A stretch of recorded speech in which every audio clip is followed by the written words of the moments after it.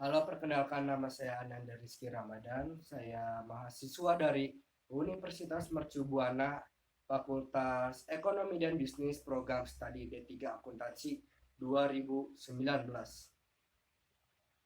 Nah, di sini kita akan menjawab pertanyaan untuk ujian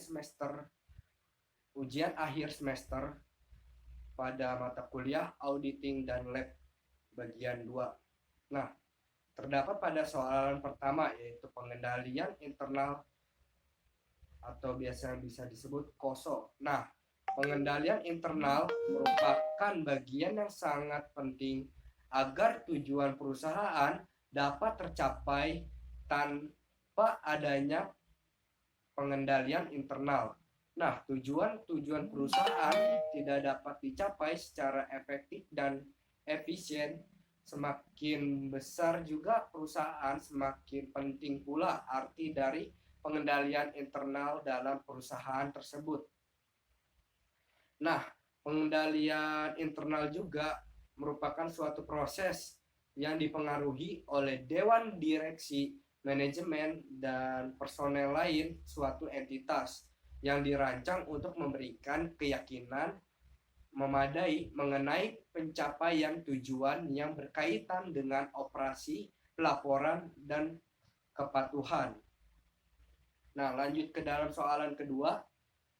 Detail tahapan audit sejak penilaian resiko, respon atas resiko, sampai dengan tahap pelaporan. Yang pertama, terdapat penilaian resiko. Nah, tujuan tahapan penilaian resiko adalah untuk mengidentifikasi atau menilai risiko salah saji material dalam laporan keuangan suatu entitas. Terdapat 3 prosedur pada penilaian risiko, yaitu wawancara atau tanya jawab, analisis, dan inspeksi membaca dokumen ataupun observasi. Nah, terdapat 3 langkah juga proses pada penilaian risiko, yaitu terdapat pemahaman entitas dan lingkungan. Nah, pada pemahaman entitas kita mencari tahu siapa saja yang bertanggung jawab atas perusahaan tersebut seperti pemilik, pelanggan, struktur organisasi, dan yang memiliki kepentingan pada perusahaan tersebut. Dari untuk pemahaman lingkungan, kita bisa melihat melalui kondisi dan kegiatan usaha. Nah, selanjutnya terdapat prosedur analitis awal, yaitu dengan membandingkan LK secara horizontal, vertikal, maupun rasio. Dan selanjutnya terdapat menentukan materialitas awalnya. Nah, untuk menentukannya itu dengan cara OM, PM, dan AM. Nah, yang kedua terdapat respon atas penilaian risiko. Nah, tahap selanjutnya dari respon atas penilaian risiko yaitu pelaksanaan pengujian audit.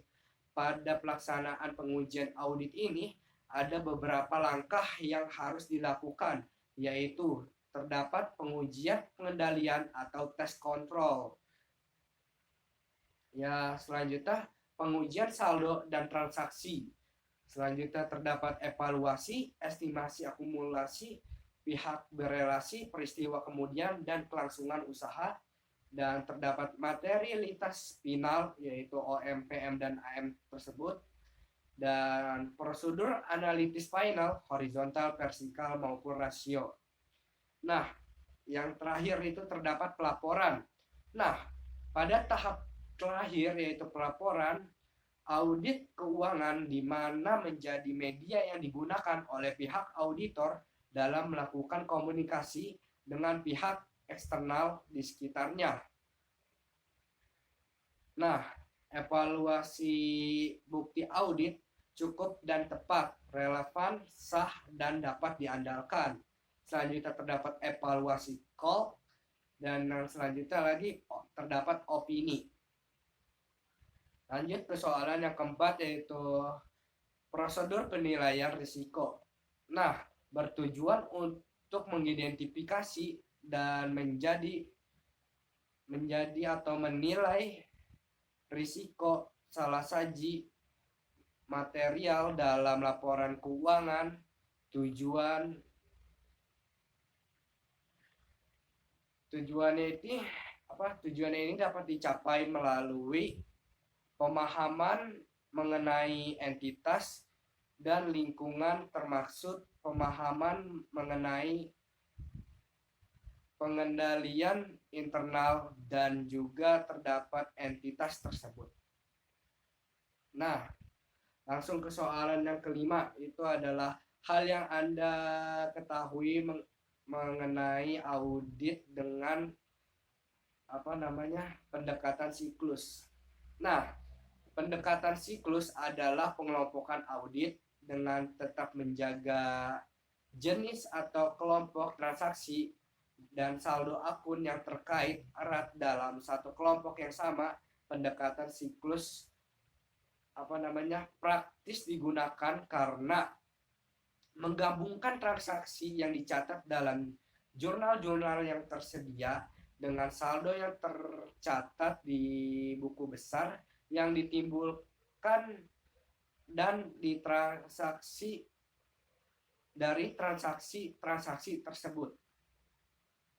Dan menuju soalan ke-6, itu hal yang Anda ketahui mengenai kertas kerja audit.